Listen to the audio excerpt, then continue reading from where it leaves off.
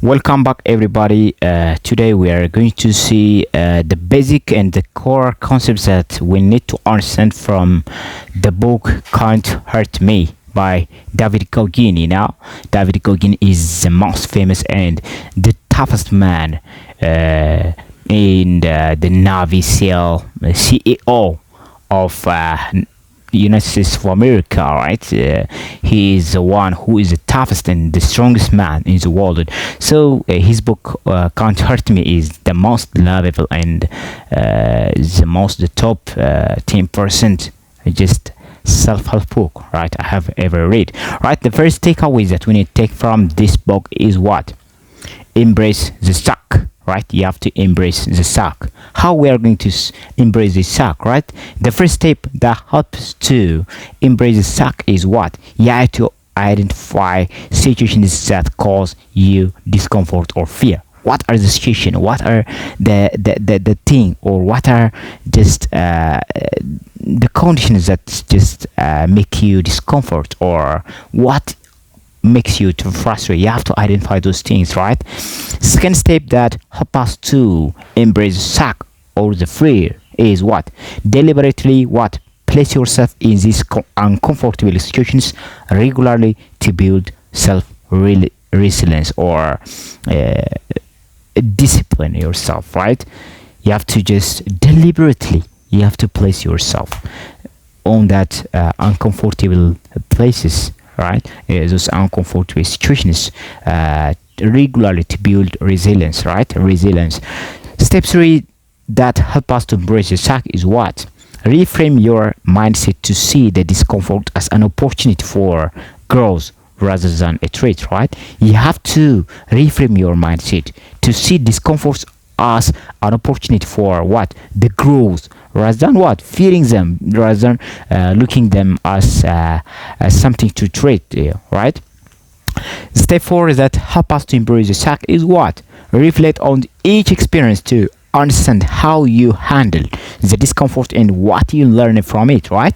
You have to just reflect upon on those situations, right? And how you are just handling those things, right? At the end of the day, maybe at the end of the week, maybe whatever the day you are picked, just you have to reflect on that, on your behavior, right? On those situations and on that thing, right? The second thing that help us to embrace the suck and to have just this tough mindset is what? Calluses the mind, right? Coalescing your mind, right? How we are going to coalesce our mind? Step 1, you have to set challenging mental and what? Physical goal that just push your limits, right? You have to set what? Challenging mental and what? Physical goal that push your limits, right? Beyond the limit. You have to operate beyond the limit that you are operating, right? Because beyond the limit there is growth. Beyond the limit is not under the limit, right? It's beyond your limit that growth is happening, right? So you have to just set challenging mental and physical goal that push you, right, more than right your limit, right? Step 2, just you have to regularly what? Engage in difficulty tasks, maybe like long distance running or maybe solving complex problems to just strengthen the mental toughness, right? That is step 3, practice positive self-talk and what? Visualization techniques to prepare for endure hardship, right? Those hard situations, right? Step 4, you have to what? Celebrate small victories, small wins, small milestones, right? To just reinforce your progress and to motivate further growth, right? Because if you are just celebrating so small achievement, right, you can just reach your goals, right? But unless you are just because when you just celebrate those small wins, right, you are just self-motivated to do the big things, right? Because small achievement add up becomes what? Your big goal, right? Your dream will be satisfied, right? The third takeaway that we take from this is what? Accountability mirror. the mirror that make you more accountable, right? How we are going to be accountable, or how we just account to the mirror, right? Step one, look in the mirror daily and what? Honestly assess your actions and habits and performance, right? Honestly, you have to just see yourself in the mirror, and you have to be honest to yourself, and you have to ask yourself your strengths, your weakness, and your action, your habit, your performance all day long, right? Talk to yourself those weakness, those habits, those performance to the mirror, right? Step two, just you have to write down your shortcoming in just areas for improvement on sticky just notes and place them on the mirror, right? You have to place on the mirror. By this, you can use search, set specific actionable goals to address what? Each area of improvement. What part of your life should need what improvement? You have to assess, you have to have set, and you have to set what actionable goals, right? You have to plan for that to make improvement on those areas, right? Step four, you have to review your progress regularly and update your goals as needed to just ensure continuous self-improvement, right?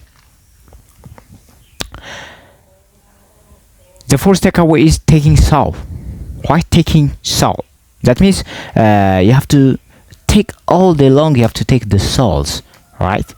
How we are going to take the souls, right? The first one is what? Identify situations where you can just push beyond what is expected of you, right? You have to identify the situations. You have to identify the conditions that you can push beyond what's expected of, right? Step two, you have to set what? Ambitious personal benchmark or goal that what? Surpass conventional standards, right? Step three, you have to channel any doubt or negativity you encounter into motivation to exceed what? These benchmarks, right? Step four, use your achievement to what? Inspire yourself and others. And also you have to show what's possible when you push your limits, right?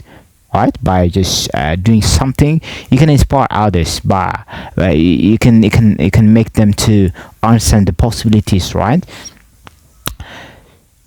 The fifth takeaway is what? The 40% rule, right? 40% rule. That means 40% achievement, right?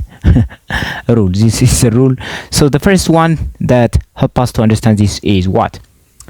Recognize moments when you feel like giving up or believing you have what? Reached your limits, right? You have to recognize the moments. Then step two, action. Just you have to acknowledge you are what? Likely only at 40% of your actual capacity, right? Still 60% is not just used, right? You have to understand that, right? Step three, you have to develop strategies to push beyond these what? Meta barriers, such as maybe setting small incremental goal or using motivational self-talk. That is, right? You have to develop strategies to push beyond these meta barriers, right? By just you may just small incremental just goals, or maybe using motivational self-talk, right? Step four, you have to track your progress to see how often you can push past your perceived limits and just build on this success, right? The sixth takeaway that we need to take from this book is what? Uncommon amongst the uncommon, right? To understand this concept, you have to just assess the standard of the group you are part of, and you have to identify ways to exceed those standards. Step two, you have to set personal goals that go above and beyond what? The group's expectation. Step three, you have to continuously seek feedback and what? Look for areas where you can just improve even if you are already performing well, right? Step four, you have to just understand and never settle for being average, right? Even among just high achievers, you have to strive for continuous self-improvement, right? The seventh takeaway is what? Stay hard. How we are going to develop the habit of staying hard all the time, right? The first one is what?